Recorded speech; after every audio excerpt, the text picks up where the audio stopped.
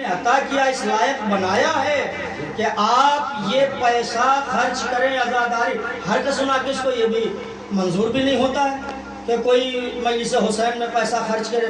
خوش نصیب ہیں وہ لوگ جن کو شہزادی نے انتخاب کیا، یہ میرے لال کو پیسہ خرچ کرو، اتنا ہی خرچ کرو جتنا تقدیر میں لکھ دیتی ہے۔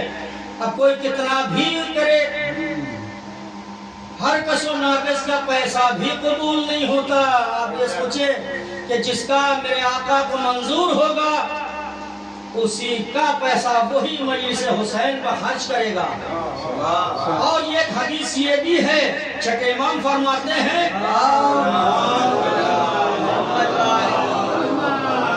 میرے جد حسین کو جو بھی پیسہ خرچ کرتا ان کی عزاداری میں، چاہے مجلس میں، چاہے تبرک میں، چاہے جلوس میں، چاہے سبیل میں، چاہے تعزیے میں، چاہے جس میں جو عزاداری میں میرے جد کی عزاداری میں پیسہ خرچ کرتا ہے، وہ گویا اللہ کو قرضہ دیتا ہے۔ چھٹے امام فرماتے ہیں اللہ کو قرضہ دیتا ہے۔ جب اللہ کسی بندے کا قرضہ لیتا ہے تو اللہ تو بندے کا مقروض ہوتا نہیں، اللہ بندے کو رزق دینے والا ہے، اللہ بندے کو رزق دینے والا ہے۔ چھٹے امام فرماتے جو حسین کی عزاداری پہ دولت خرچ ہوئی ہے گویا اس نے اللہ کو قرضہ دیا، اللہ مقروض بنتا نہیں۔ اللہ فرماتا ہے جو عزادار ہمارے حسین کی عزاداری میں 1 پیسہ خرچ کرے گا اللہ اس کو 70 گنا پلٹا کے دے گا۔ صلوات بھیجئے محمد و آل محمد۔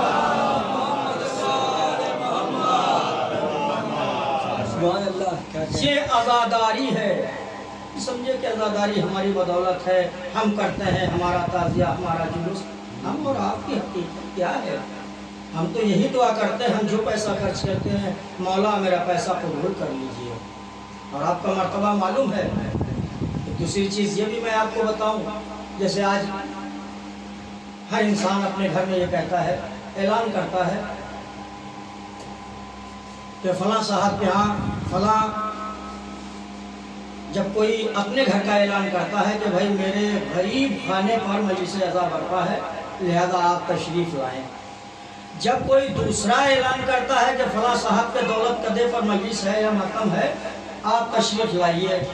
مجلس کے لیے جو صاحب خانہ ہے اس کے لیے تو صحیح ہے، لیکن پھر بھی جہاں مجلس عزا کا تذکرہ ہے اس کو غریب خانہ نہ کہے بلکہ دولت قدہ کہنا چاہیے، اس لیے کہ غریب خانہ تو تب ہے کہ جب آپ رہتے ہیں۔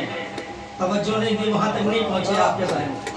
غریب خانہ وہاں تک جب آپ کا عیش و آرام ہے، لیکن جہاں ذکر اہل بیت ہو گیا اب وہ آپ کا غریب خانہ نہیں بن رہا، اب وہ دولت قدہ بن گیا۔ اس کی دلیل کیا ہے؟ دلیل بھی سن لیجئے۔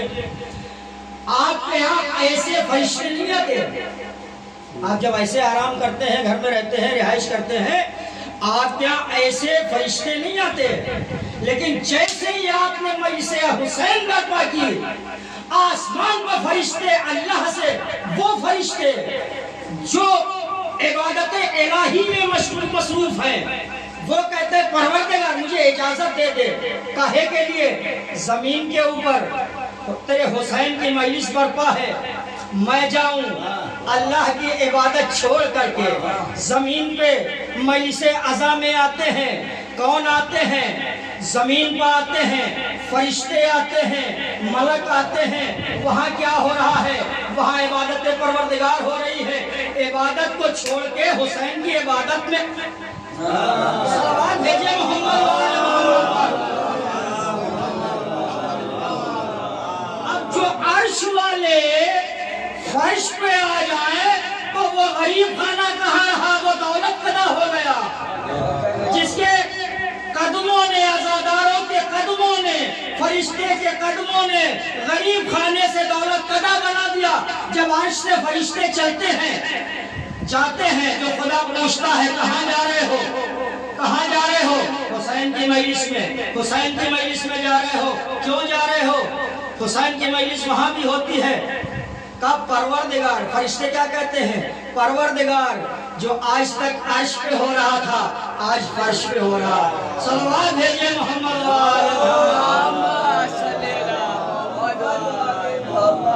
یہ مرتبہ ہے عزاداروں کا، اور یہ شہزادی کی دعا ہے۔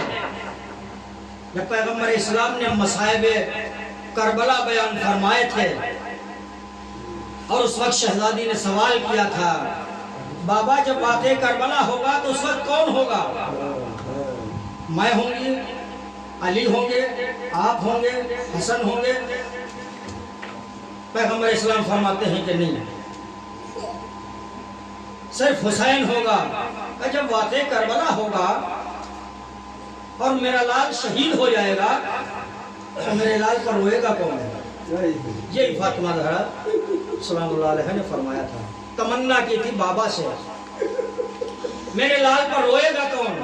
تو پیغمبر اسلام نے برجستہ یہی فرمایا، بیٹی فاطمہ، اللہ ایک قوم کو پیدا کرے گا جو قوم تیرے جوانوں کے جوانوں پر روئے گی، بچے بچوں پر روئیں گے، عورتیں عورتوں پہ گریہ کریں گے، ضعیف ضعیف پر گریہ کریں گے۔ اس وقت بی بی نے یہ دعا فرمائی تھی۔ یہ آپ کا مرتبہ ہے عزاداروں جو فرش عزا پر تشریف رکھتے ہیں، جنہوں نے فرش عزا کا اہتمام کیا جس طریقے سے، بی بی نے ان کے لیے دعا فرمائی اور یہ فرمایا کہ جب تک میرے لال کا ایک ایک عزادار جنت میں داخل نہیں ہو جائے گا، زہرا جنت میں قدم نہ رکھے گی۔ یہ مرتبہ آپ کا ہے، دعائے فاطمہ زہرا ہے۔ صلوات بھیجے محمد عزاداران مظلوم کربلا منزل کی طرف آ گیا۔ حسین نے فرمایا، آپ سنتے چلے آ رہے ہیں، جہاں افق پہ چاند نمودار ہوتا ہے، ہر عزا خانے میں شہزادی آ جاتی ہیں اپنے لال کا پرسہ لینے کے لیے۔ آپ سنتے چلے رہے، پہلی محرم کو مجلس سنی، دوسری کو سنی آپ نے، تیسری کو امام مدینے سے چلے مکہ پہنچے، کربلا آئے 2 محرم کو، اور اس کے بعد خیام حسینی نصب ہوئے، 4 محرم سے پانی بند ہوا، اور اس کے بعد عزاداروں، کیونکہ یہ اب وہ ایام ہیں جس میں فضائل بھی مجلس حسین ہیں، مصائب بھی، لیکن محرم میں یہ 4 دن فضائل کم پڑھے جاتے ہیں، مصائب زیادہ، اس لیے کہ فاطمہ کے لال کو بوسہ دینا ہے۔ 4 محرم سے پانی بند ہو گیا، 7 محرم سے جو پانی خیمے میں تھا وہ بھی ختم ہو گیا۔ اب حسین کے بچے خیموں میں العطش کی صدائیں بلند کر رہے ہیں۔ عاشور آ گئی، ہاں عزاداروں، ایک ایک حسین کا صحابی جاتا ہے، درجہ شہادت پہ فائز ہوتا ہے، حسین لاشیں لاتے ہیں۔ آرام سے مصائب پڑھوں گا۔ حسین کبھی حبیب کا لاشا لائے، کبھی زہیر کا لاشا لائے، لیکن سیدانیہ ماتم کرتی رہیں۔ کبھی بنی ہاشم کے جنازے آئے، کبھی قاسم گئے، ٹکڑوں میں پامال ہو کے آئے، کبھی جوان علی اکبر گیا، سینے میں برچی کا نیزہ ٹوٹ گیا۔ عزاداروں، کل آپ نے غازی کے مصائب سنے ہوں گے، جو تمنا علی غازی تھا وہ بھی فرات پشانے کٹا کے سو گیا۔ ہاں عزاداروں، ہاں عزاداروں، تمام جب درجہ شہادت پر فائز ہو گئے، آخری لمحات میں جب کوئی نہ رہا، اس وقت میں نے بھی جملہ آپ کی خدمت میں عرض کیا تھا کہ حسین نے کہا تھا، خود حسین نے فرمایا حسین غریب ہے، میری نظر میں حسین غریب، لیکن حسین نے فرمایا میں غریب ہو گیا۔ کب حسین نے کہا تھا میں غریب ہو گیا؟ حسین نے عصر عاشور کربلا میں فرمایا۔ کس وقت فرمایا؟ جب حسین خیمے سے آئے اور آنے کے بعد سب کو کہا سیدانیوں خدا حافظ، اے بہن زینب خدا حافظ، ماں کی کنیز فضہ خدا حافظ، ام فروہ خدا حافظ۔ ہاں باب ادا حسین آخر رخصت کو آئے ہیں. رخصت ہوتے ہوتے عزادارو راوی لکھتا ہے کہ جیسے حسین خیمے سے نکلنا چاہتے تھے کہ ایک بچوں کا ہجوم آ جاتا تھا. مولا مردوں میں کوئی باقی نہیں، ہمیں کس کے سہارے؟ اجرکم اللہ. حسین رخصت ہوئے، چند قدم آگے بڑھے تھے. ایک مرتبہ رہوار سے کہتے ہیں رہوار مجھے مقتل تک پہنچا دے. صبح سے تو بھی تھک گیا ہے، تو بھی پیاسا ہے. لیکن گھوڑے نے بزبان بے زبانی سے کہا آقا میری مجال کیا، میں ایک قدم آگے بڑھوں؟ کیا بات ہے؟ گھوڑے نے گردن کو نیچے جھکایا، شاید اشارہ کیا ہے آقا آج آپ کے سینے پر سونے والی سکینہ میرے قدموں سے لپٹی ہوئی ہے.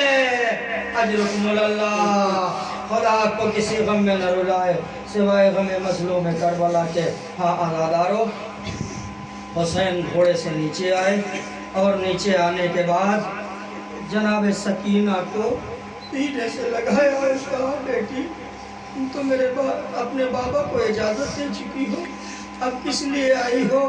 تو کہا بابا مجھے یقین ہو گیا بھیا علی اکبر گیا واپس نہ آیا، چچا عباس گئے واپس نہ آئے، بھیا قاسم گیا واپس نہ آئے. اے بابا مجھے یقین آپ بھی جا رہے، آج کے بعد میرے بابا مجھے آپ کا سینہ نصیب نہیں ہوگا. اے بابا آج مجھے اپنے سینے پہ سنا لیجئے.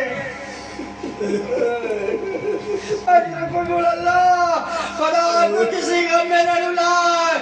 عزادارو حسین جلتی ہوئی زمین پر لیٹے سکینہ کو سینے پہ سلایا اور ایک مرتبہ کہا اے بیٹا سکینہ آج کے بعد اماں سے یہ ضد نہ کرنا، سینے پہ سونے کی ضد نہ کرنا.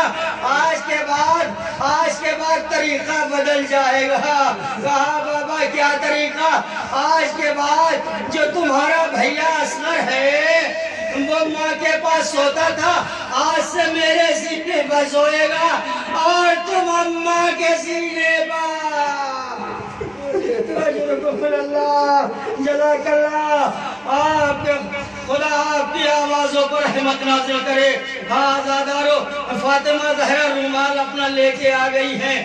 یہ عزاداروں کے آنسو ہیں، یہ حسین کے زخموں کا مرہم ہے. ہاں عزادارو رونے میں کوتاہی نہ کرو.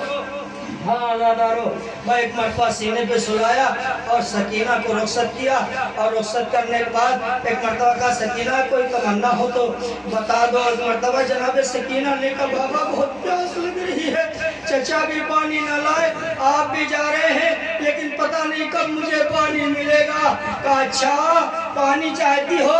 کہا ہاں بیٹا پانی. کہا سکینہ نے ہاں بابا پانی چاہتی ہوں. میں ایک مرتبہ کہا نہیں میں تم نانا کی امت کو بخشوانا ہے.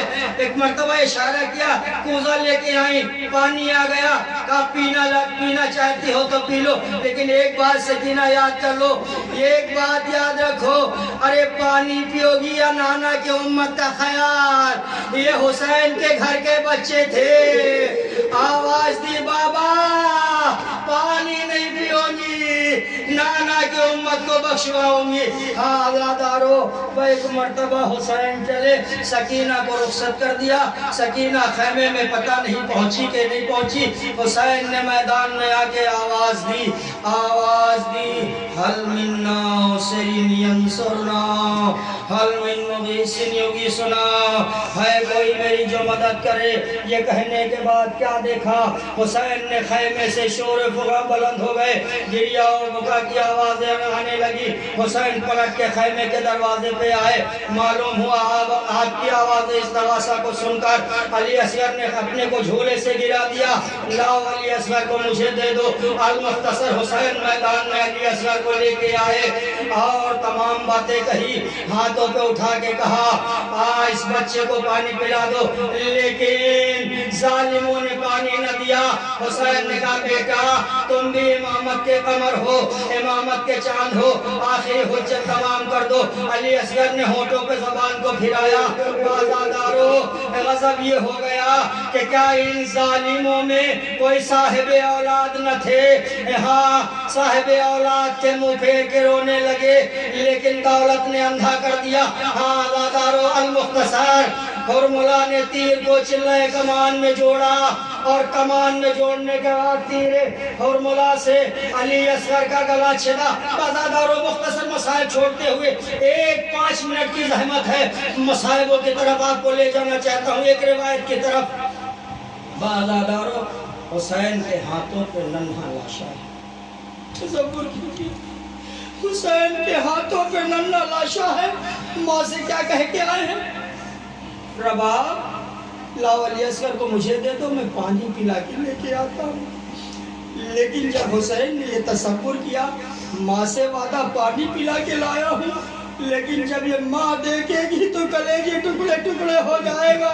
حسین سوچ رہے تھے کیسے کیا منہ دکھاؤں، رباب کو جا کے قدم آگے بڑھاتے تھے پھر پیچھے ہٹا لیتے تھے، ایک ہی لبوں پہ جملہ تھا، اِنَّا لِلَّهِ وَإِنَّا إِلَيْهِ راجعون۔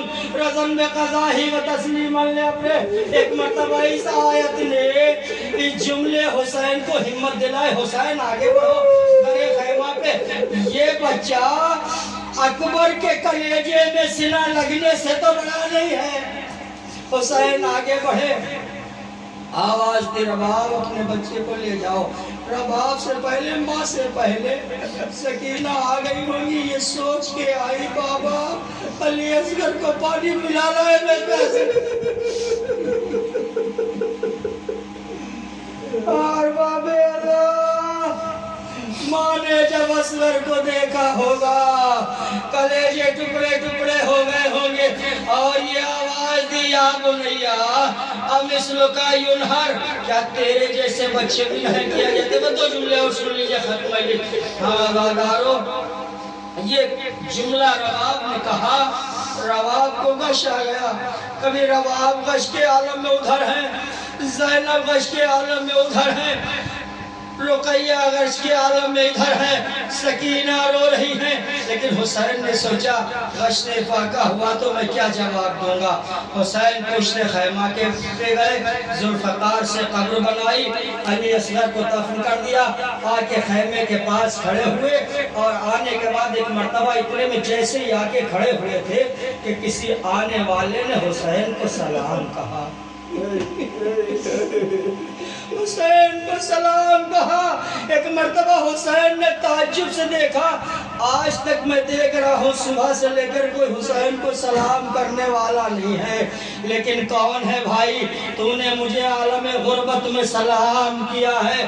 اس نے کہا مولا مولا میں قاصد صغرا ہوں، مدینے سے آیا ہوں، اور جب میں محلے بنی ہاشم سے آیا تھا میں نے دیکھا ایک بچی دروازے سے بیٹھی تھی، اور اس نے کہا تھا اے مسافر تو کہاں جا رہا ہے؟ کیا تو کربلا جا رہا ہے؟ کہا میں کربلا سے ہوتا ہوا کوفہ جاؤں گا۔ کہا ایک خط لیتا جا، میں یہ خط دیا ہے، کیا آپ بھی حسین ابن علی ہیں؟ جی ہاں۔ خط کو دیا، حسین پڑھتے جاتے ہیں، بابا کو سلام لکھا، بابا میرے چچا کو سلام کہنا، قاسم کا حال پوچھا، لیکن علی اکبر سے شکوہ کیا، میرا بھیا مجھے وعدہ کر کے گیا تھا لینے میں ضرور آؤں گا۔ اے بابا کیا میرے بھیا نے شادی تو نہیں کر لی؟ ارے بہنوں کی بڑی تمنا ہوا کرتی تھی۔ بازادارو ایک مرتبہ حسین خط پڑھتے جاتے ہیں، روتے جاتے ہیں، کوئی جواب نہیں دے پا رہے ہیں۔ قاصد صغرا ایک مرتبہ خیمے کی جانب دیکھتا ہے، امام کی نگاہیں اٹھی، اے قاصد آنے والے تو خیموں کی طرف کیا دیکھ رہا ہے؟ ابھی حسین زندہ ہے۔ ایک مرتبہ کہا مولا میں نظر بس سے نہیں دیکھ رہا ہوں۔ کہا پھر؟ کہا اس لیے کہ میں ایک زبانی، ایک بیمار نے، اس بچی نے زبانی پیغام دیا تھا۔ آزادارو آپ قیامت کا جملہ سن لیجئے۔ وہاں آزادارو کا کیا بتا دے؟ کہا اس بچی نے جب میں محلے بنی ہاشم سے گزرا تو اس نے تمام حال بتایا، جب تو کربلا جانا تو دیکھنا بابا میرا کرسی پہ تشریف فرما ہوگا، داہنے جانب میرا چچا عباس ہوگا، بائیں جانب میرا علی اکبر ہوگا، ایک مرتبہ ایک طرف اور محمد ہوگے، ایک مرتبہ ایک طرف قاسم ہوں گے، بیچ میں میرا بابا ہوگا۔ جب تیرے آنے کی خبر خیمے میں پہنچے گی تو دیکھنا خیمے کا پردہ اٹھے گا، وہاں سے ایک 6 مہینے کا بچہ